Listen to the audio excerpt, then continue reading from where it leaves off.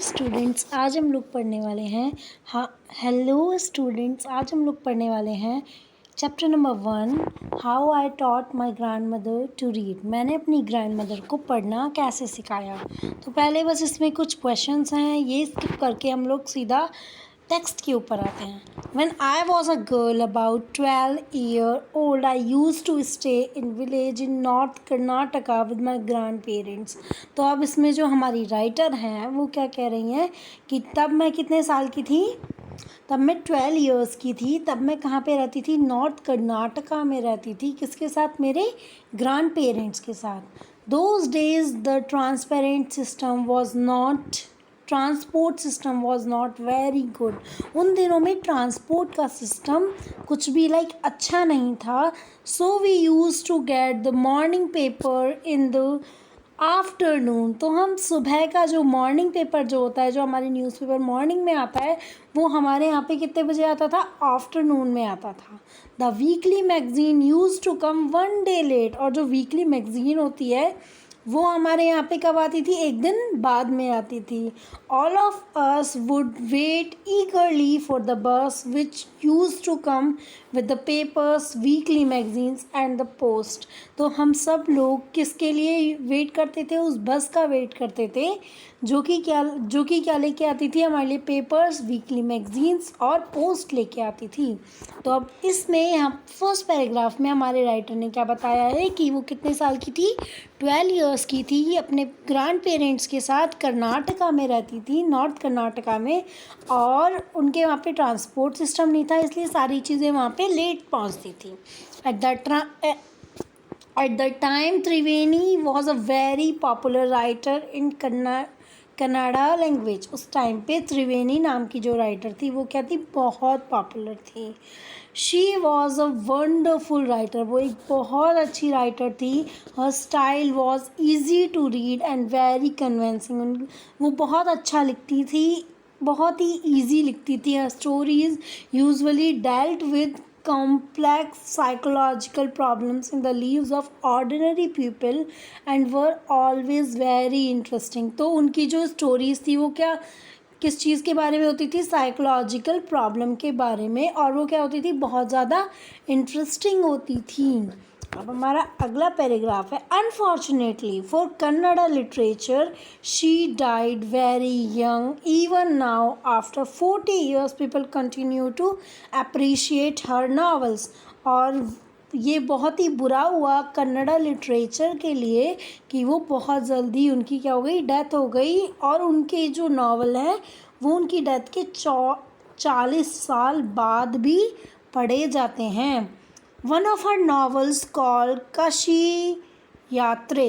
एक उनका नावल का नाम क्या था? Kashi Yatre. Appearing in the series of the Kannada weekly Karmaveera. तो ये जो उनकी नावल थी कशी यात्रे, ये किस में आती थी? ये सीरीज़ में आती थी। सीरीज़ का मतलब जैसे एक चैप्टर जो है वो नावल का एक वीक में दे दिया, अगले वीक दूसरा चैप्टर, अगले वीक तीसरा चैप्टर। तो ये जो आती थी ये कौन सी वीकली मैगज़ीन में आती थी? कर्मवीरा नाम की मैगज़ीन में आती थी। कौन सी नावल? कशी यात्रे। Okay. It is the story of old lady and her ardent का मतलब क्या होता है? कीन, मतलब बहुत ही ज़्यादा अच्छी वाली डिज़ायर, मतलब कि ऐसी डिज़ायर जो वो हमेशा से पूरा करना चाहती है। तो अब इसमें किसकी स्टोरी थी? एक ओल्ड लेडी की थी। क्या स्टोरी थी? कि उसकी डिज़ायर थी कहाँ जाना था उसको? काशी और वाराणसी जाना था। The most Hindu believe that going to Kashi and worshipping lord Vishwavara is the ultimate punya. तो फिर क्योंकि ज़्यादातर जो हिंदूज़ हैं वो यही समझते हैं कि काशी जाके पूजा करना किसकी? Lord Vishweshwara. Okay. Lord Vishweshwara की पूजा करने से उनको क्या मिलेगा? पुण्य मिलेगा। This old lady was believed in this, ये ओल्ड लेडी जो थी हमारी, इनका भी क्या था, ये भी इस बात को मानती थी. And her struggle to go there was describe in the novel. और ये जो हमारा नावल है, कौन सा नावल है, कशी यात्रे. कशी यात्रे नावल में उनका स्ट्रगल दिखाया गया है कि उन्होंने क्या क्या स्ट्रगल किया, कहाँ पे जाने के लिए, काशी जाने के लिए, काशी वाराणसी जाने के लिए. In the story there was a young orphan girl who falls in love but there was no money for the wedding. तो अब इस स्टोरी में क्या है, एक कौन है, यंग गर्ल है जो कि क्या है, ऑर्फन है. ऑर्फन का मतलब अनाथ, जिनके मम्मी पापा नहीं होते हैं. हु फॉल्स इन लव, अब वो who falls in love and, लेकिन वो शादी करना चाहती थी, लेकिन उसके पास क्या नहीं था, मनी नहीं था. क्या करने के लिए, शादी करने के लिए उसके पास मनी नहीं था.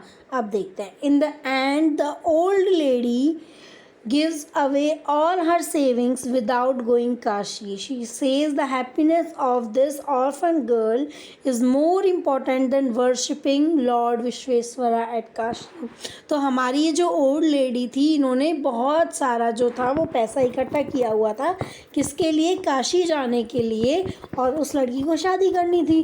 तो उस ओल्ड लेडी ने अपने सारे पैसे किसको दे दिए, अपने सारे पैसे उस गर्ल को दे दिए शादी करने के लिए, और कहा कि उनका विश्वेश्वरा की पूजा करने से ज़्यादा इम्पोर्टेंट क्या है, उसकी खुशी, उस लड़की की happiness.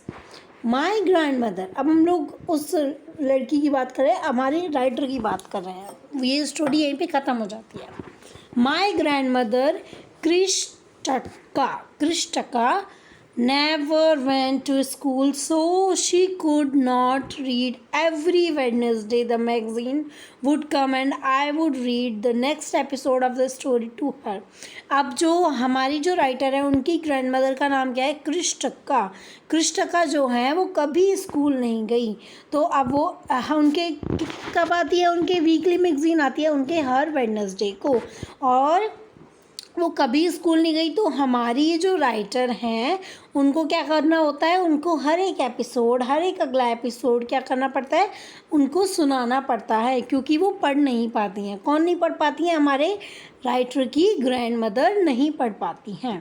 During that time she would forget all her work and listen with the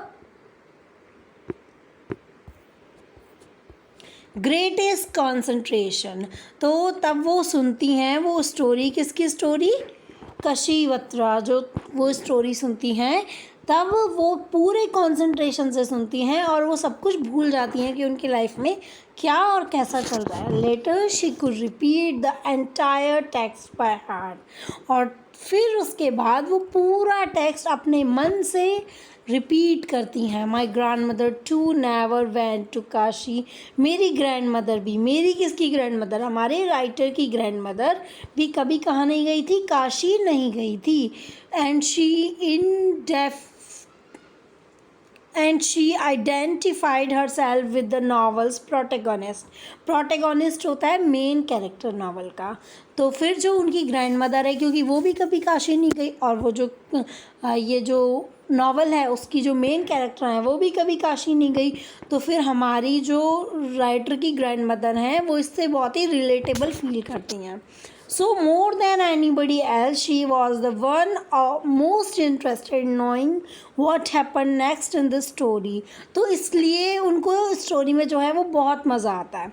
And used to insist that I read the serial out to her.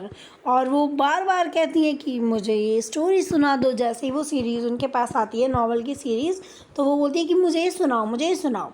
After hearing what happened next in Kashi Yatre, she would join her friends at the temple courtyard where we children would also gather to play hide and seek. अब ये story सुनने के बाद वो कहाँ पे जाती हैं, अपनी दोस्तों के पास जाती है. कहाँ पे, टेम्पल जाती हैं, और उस टेम्पल में क्या बच्चे भी खेल रहे होते हैं.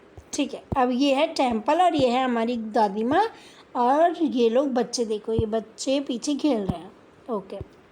Next, she would discuss the latest episode with her friends. At that time, I never understood why there was so much of debate about this story. अब वो क्या करती थी, वो सारे एपिसोड पहले तो अपनी पोती से सुन के जाती थी और सुन के जाके अपनी फ्रेंड्स को सुनाती थी और फिर उसके बाद उस पर डिबेट चलती थी, बड़ी बड़ी डिबेट चलती थी जैसे न्यूज़ में चलती है. Once I went for a wedding with my cousin to the neighboring village. एक बार जो हमारी राइटर है वो कहाँ पे गई हैं, एक शादी में गई हैं. कहाँ पे? Neighbouring village. नेबरिंग मतलब पड़ोस के विलेज में गई हैं. In those days a wedding was a great event. उस टाइम पे वेडिंग क्या थी? ग्रेट इवेंट होती थी. We children enjoyed our self thoroughly. हम चिल्ड्रन भी हमको उस पूरी प्रोसेस में, उस पूरी वेडिंग में बहुत ही एन्जॉय करते थे. We would eat and play endlessly. हम लोग खाते थे, मस्त मस्ती करते थे बहुत सारी, endlessly. Savouring the freedom because all the elders were busy. और हम लोग क्या करते थे? हमारी सॉवरिंग मतलब इन्जॉय करते थे. क्या इन्जॉय करते थे? हमारी फ्रीडम को इन्जॉय करते थे, क्योंकि जो बड़े लोग थे वो किस में बिजी रहते थे? शादी में बिजी रहते थे. I went for a couple of days but ended up staying there for a week. मैं गई तो उस शादी में कितने, कुछ 1-2 दिन के लिए थी, लेकिन वहाँ पे मैं कितने दिन रुकी? पूरा एक वीक रुकी. When I came back to my village I saw my grand mother in tears. तब मैं वापस आई शादी में से, तब मैंने देखा मेरी ग्रैंड मदर रो रही थी, उनकी आंखों से आंसू आ रहे थे.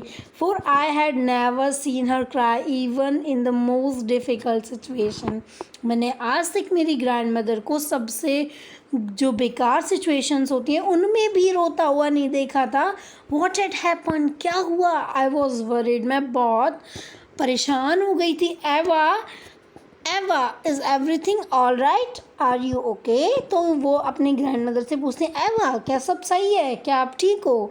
आई यूज़ टू कॉल हर एवा. मैं उनको एवा बोलती थी, which means mother in Karnataka, spoken in north Karnataka.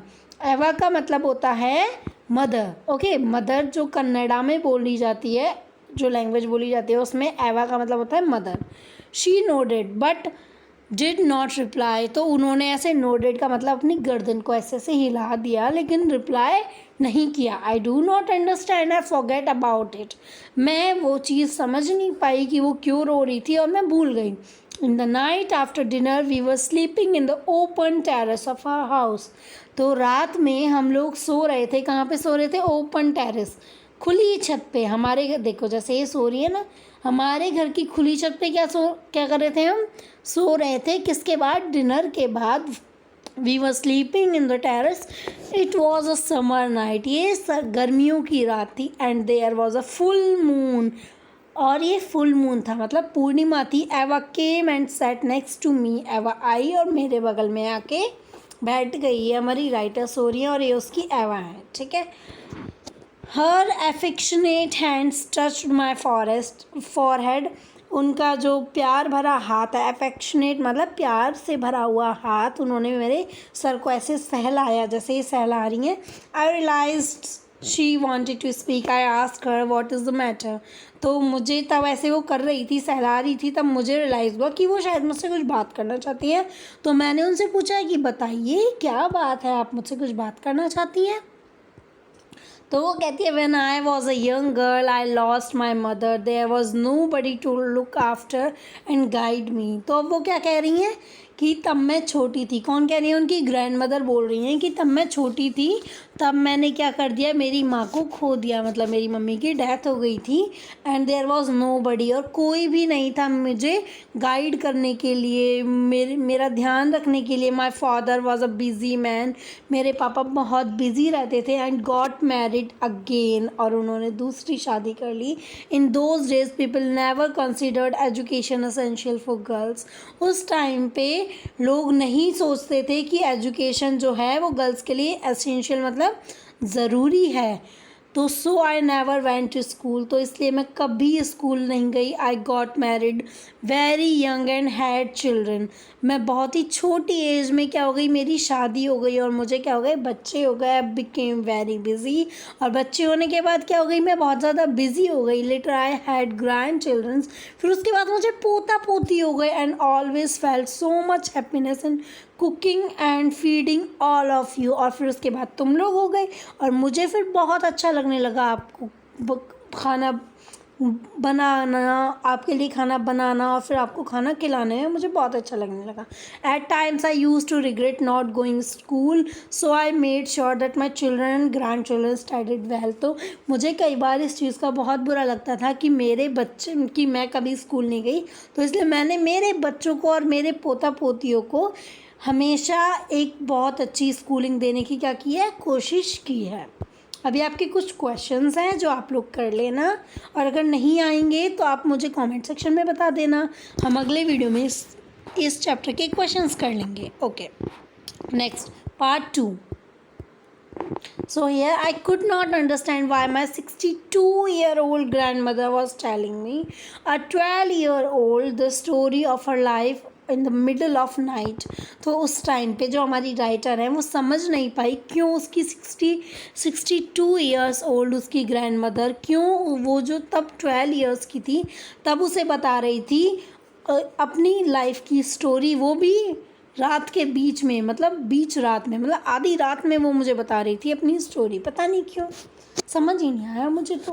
But I new I loved her immensely, immensely मतलब बहुत ज़्यादा, मुझे पता है कि मैं उनसे बहुत प्यार करती हूँ। And there had to be some reason why she was talking to me, और ज़रूर इसका कोई कारण होगा कि वो मुझसे ऐसे बात कर रही हैं। I looked at her face, मैंने उनकी फेस की तरफ देखा। I was unhappy and her eyes were filled with tears, मैं बहुत दुखी हुई उनको देख के क्योंकि उनकी आंखें आंसुओं से भरी हुई थी। She was a good looking lady who usually always smiling, तो वो एक बहुत सुंदर लेडी थी और जो ज़्यादातर बार हंसती ही रहती थी। Even today I can not forgot the worried expression on a field on a face, तो आज तब मैं उनके फेस पे ऐसे, तब मैंने उनके फेस पे उस टाइम पे बहुत ही डरा हुआ एक्सप्रेशन देखा। तो आज भी मतलब तब राइटर बड़ी होके ये स्टोरी लिख रही हैं, तो तब भी वो जो एक्सप्रेशन है वो उसे नहीं भूल पा रही हैं। I leaned forward and held her hand, तो अब मैंने क्या किया कि तब वो ऐसे रो रही थी, उदास थी, तब मैंने उन्हें देखा तो मैं ऐसे बैठी और मैंने उनका क्या कर लिया, हाथ को पकड़ लिया।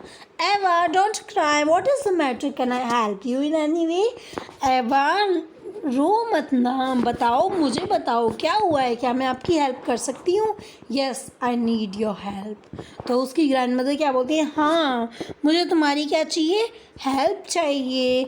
You know when you were away, तुम्हें पता है तब तुम दूर थी, तब तुम वहाँ पे शादी में गई थी 1 वीक के लिए। कर्मवीरा केम एज यूजुअल, कर्मवीरा तो आई। कर्मवीरा कौन थी, अपनी मैगज़ीन थी, weekly magazine. Karmaveer I open the magazine, मैंने मैगज़ीन खोली। I saw the picture that accompanies the story of Kashi Yatre, मैंने उस मैगज़ीन में क्या देखा, पिक्चर देखी, फ़ोटोज़ देखी जो कि काशी यात्रे की स्टोरी के साथ जो फ़ोटो दी हुई थी वो देखी मैंने। I could not understand anything that was written, मैं कुछ नहीं समझ पाई जो उस पर लिख रहा था। Many times I rubbed my hands over the pages wishing they could understand what was written, तो मैंने बहुत बार मेरे हाथ को उस बुक से ऐसे ऐसे फेरा तो मुझे लगा कि काश मैं इसमें से कुछ समझ पाती, but I knew it was not possible, मुझे पता था कि ये पॉसिबल नहीं है। If only I was educated enough, I waited eagerly for you to return, तो अब वो क्या कह रही हैं कि काश मैं एजुकेटेड होती, मैंने इतनी उससे तुम मतलब मैंने ईगरली मतलब उत्सुकता, मैंने इतना तुम्हारा इंतज़ार किया कि तुम जल्दी आ जाओ। I felt you would come early and read for me, मैं चाहती थी कि तुम जल्दी से आ जाओ और तुम ये मेरे लिए मुझे सुना सको। I even thought of going to village for asking you to read for me, मैं ये भी सोच रही थी कि मैं पड़ोस के गांव में चली जाऊँ। सोचो अब वो जो हमारी ग्रैंड मदर हैं वो कितनी एक्साइटेड हैं उस स्टोरी के बारे में, तो उसको पढ़ने के बारे में, कि वो चाह रही है कि मैं पड़ोस के गांव में चली जाऊं और फिर तुम मुझे वो कहानी सुना पाओ। I could have asked somebody in the village but I was too embarrassed मतलब शर्माना। मैं गांव में भी किसी से भी पूछ सकती थी लेकिन मैं बहुत ज़्यादा शर्मा रही थी। ऐसा करने से आई फेल्ट वेरी डिपेंडेंट, मुझे ऐसा लगा कि मैं किसी के ऊपर डिपेंड हूँ, एंड हेल्पलेस, और हेल्पलेस लगा क्योंकि तुम यहाँ पे नहीं थी। We are well off but what use of is money when I can not be independent. हमारे पास बहुत पैसा है, बहुत मनी है, हमारे पास सब कुछ है, लेकिन इस सब का क्या फ़ायदा अगर मैं क्या नहीं हूँ, इंडिपेंडेंट नहीं हूँ। I did not know what to answer, Avva continued. तो हमारी राइटर बोल रही है मुझे नहीं पता था कि मुझे क्या बोलना चाहिए, तो अवा बोलती रही, क्या बोली, I have decided to want to learn the Kannada alphabet from tomorrow onwards। तो उसकी आवाज़ सोचो, वो ग्रैंड मदर, वो ओल्ड लेडी, कितने साल की, 62 ईयर्स की लेडी, क्या कह रही है कि मुझे कन्नड़ा लैंग्वेज सीखनी है, मुझे तुम कल से ही सिखा दो। I will work very hard, मैं बहुत कोशिश करूँगी। I will keep Saraswati Puja day